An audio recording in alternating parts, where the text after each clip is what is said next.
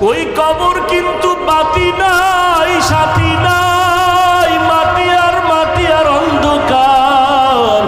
ওই কবরে যখন তুই যাবি, ওই কবরে তোর মা বাবা নেতা নেত্রী কেউ যাবে না, আপনজন কেউ যাবে না।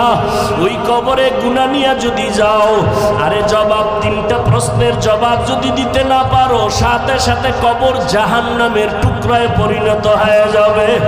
কবরের ভেতরে জাহান্নামের আগুনের গরম, একটা না দুইটা না, 70 থেকে 99টা সাপের আক্রমণ।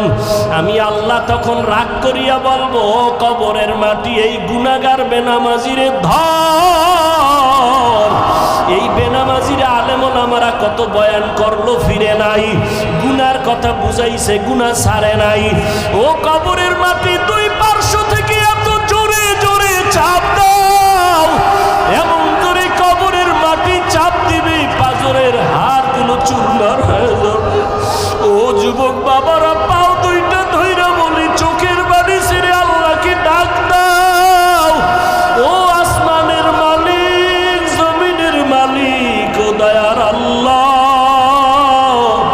আমরা গুনাহগার হইয়া প্যান্ডেলে ঢুকছি, গুনাহ নিয়ে বাড়ি যাইতে চাই না, গুনাহগার হইয়া কবরে যেতে চাই না রে মালিক। ওই কবরের দুই পার্শ্বের মাটির চাপ সইতে পারবো না রে আল্লাহ। ও পর্দার আড়ালের মা বোনেরা, আপনার মতো কত মা বোন মোবাইলে সময় নষ্ট করে না, নামাজ ছাড়ে না, বেপরদায় চলে না, স্বামীর মাল হেফাজত করে। ও মা বোনের, আপনারা কেন পারবেন না? এখনো সময় আছে, তওবা করে 2 ফোঁটা চোখের পানি ছাড়িয়ে আল্লাহকে ডাকেন। সন্তান যদি চোখের পানি ছাড়িয়া মা বাবাকে ডাক দেয় আর মাপ চায়, মা বাবার দয়া না হইয়া পারে না। ছাত্র যদি কান্না করে ওস্তাদের কাছে ক্ষমা চায়, ওস্তাদ মায়া না করিয়া পারে না। ও আল্লাহর বান্দারা, ওই মা বাবার থেকে, শিক্ষকের থেকে আমার মাওলার মায়া কি কম? ওরে 2 ফোঁটা চোখের পানি যদি ছাড়িয়া দিয়া ডাক দাও, আল্লাহ দয়া করে মাফ করে দাও, বুঝি নাই, শয়তানের ধোকায় পড়ে দাড়ি কাটছি আর কাটবো না, শয়তানের ধোকায় পড়ে বেপরদায় চলছি আর চলবো না, শয়তানের ধোকায় পড়ে জবান দিয়া গালি দিছি আর দিব না, শয়তানের ধোকায় পড়ে মিথ্যা বলছি, গীবত করছি আর করবো না, হাতের দ্বারা কারো বিরুদ্ধে লেখবো না, গুনাহ করবো না, মাফ করিয়া দাও। মাওলা চোখের পানি দেখলে কুদরতি অন্তরে মায়ার জোশ এসে যাবে। ওরে চোখে যদি পানি না আসে, মনে করিও আমার মাওলা গুনার কারণে বেজার, গুনার কারণে দিলটা পাথর। ওরে ডানে বামে তাকাইয়া দেখো কার চোখে পানি। কান্নাওয়ালার দিয়ে তাকায় একটু হাত বাড়াইয়া দোয়া চাও। ও কান্নাওয়ালা ভাই, একটু দোয়া করেন। আমাদের কপাল খারাপ, চোখে পানি নাই, গুনার কারণে আল্লাহ বেজার হয়ে গেল। ও আল্লাহর বান্দারা, খাঁটি মনে তওবা করো, আর নামাজ ছাড়বা না, দাড়ি কাটবা না, বেপরদায় চলবা না, মা বাবাকে কষ্ট দিবা না, উলামায়ে কেরামের বিরুদ্ধে যাবা না, নবীর তরিকা মানিয়া চলবা। আল্লাহর কাছে কাঁদো আর বলো, আল্লাহ তওবাওয়ালা জিন্দেগি দান করেন। আয় আল্লাহ, গুনাহের প্রতি ঘৃণা জমায়া দেন। ও আল্লাহ, কুদরতের নজর দিয়ে একটু মাঠের দিকে তাকাইয়া দেখেন, আপনার গোলামেরা কি চায় আমি জানি না, আপনি ভালো জানেন। একজনকেও খালি হাতে ফিরাইয়া দিয়েন না রে আল্লাহ।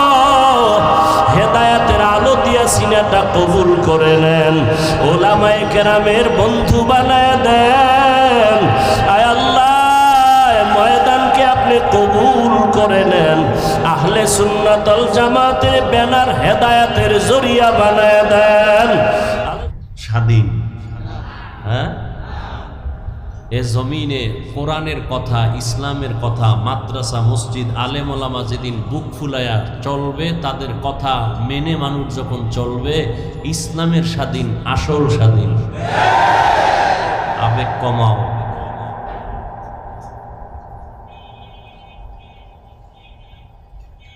চিল্লিও কমাও। কেউ বেশি খাইয়া চিল্লায় আর কেউ না খাইয়াও চিল্লায়, দোনো দল চিল্লায়। কেউ চিল্লায় বেশি খাইছি পেট ব্যথা করে, আর কেউ চিল্লায় মোটেও খাই না পেট ব্যথা করে। ঠিক নেই? আমরা ওলামায়ে কেরাম, আমরা ইসলামের লাইনের মুমিন মুসলমান কখনো সুদখোরকে মহব্বত করতে পারি না, মাথায় উঠাইতে পারি না। আমরা কোনো বেনামাজি, আমরা কোনো ডাকাত চোরের প্রশংসা করতে পারি না। কথা ঠিক আছে? এদেশ মুসলমানের দেশ। মুসলমানের কিয়ামত পর্যন্ত একমাত্র মাথার মুকুটার নেতা আর রাহবার উলামায়ে কেরাম। এটা যেদিন আপনারা মেনে চলবেন সেদিন স্বাধীন, আর যতদিন আলেমদের বিরোধিতা করবেন ততদিন মুসলমান পরাধীন, স্বাধীন না। আল্লাহ হেদায়াত দান করুন। আমরা ইসলামের স্বাধীন চাই, মাদ্রাসার স্বাধীন চাই, মসজিদের ইমাম মুয়াজ্জিন খাদেমদের স্বাধীন চাই।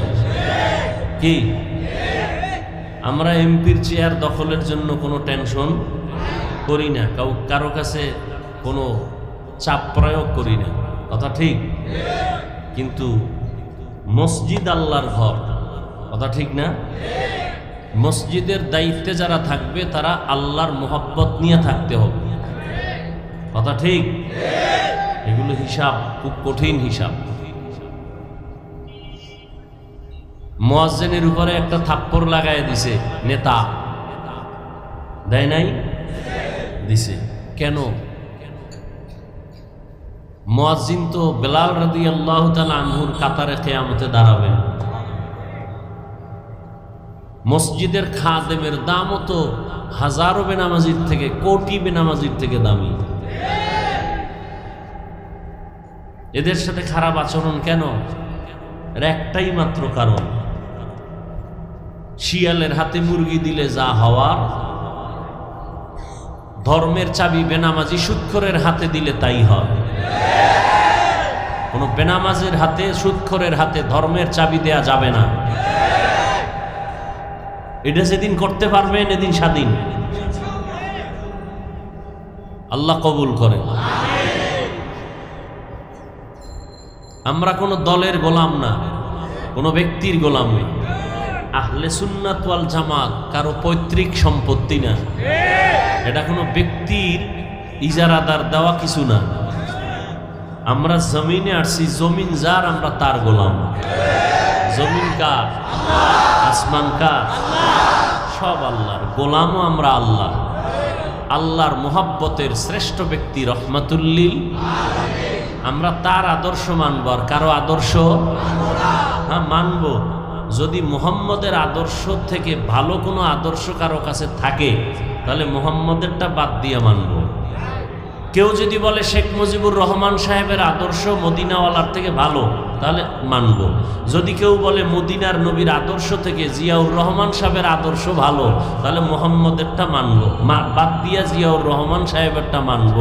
কিন্তু সারা দুনিয়ার মধ্যে কেউ যদি মাথা উঁচু করে বলতে পারে মুহাম্মদের আদর্শ বাদ দিয়া এরশাদ সাহেবের আদর্শ খুব চমৎকার, তাহলে আমরা মানতে বাধ্য। মানব, আমি মানব, কেউ না মানলেও। যদি কেউ বলতে পারে মুহাম্মদের আদর্শ বাদ দিয়া আব্রাহাম লিঙ্কনের গণতন্ত্রের আদর্শ ভালো, আমি মানব। যদি কেউ বলতে পারে মুহাম্মদের আদর্শ বাদে এদেশ এই জমিনে আব্রাহাম লিঙ্কন, মাওশেতুল লেনিনের আদর্শ ভালো, মানব। কিন্তু না, কেউ বলতে পারে নাই। বরং ফাইনাল এটা হয়ে গেছে সারা দুনিয়াতে পৃথিবীর সব মানুষের বানানো আদর্শ নাপাক, একমাত্র মদিনার আদর্শই হলো পাক।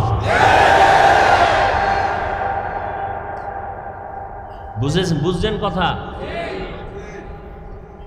মানুষের আদর্শ নাপাক কেন?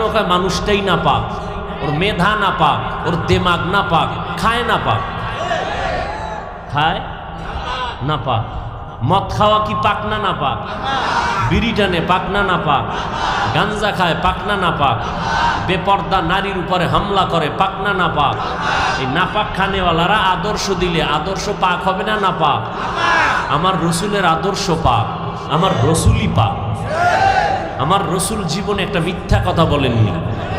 আমার রসুল কোনোদিন কাউকে একটা গালি দেন নাই।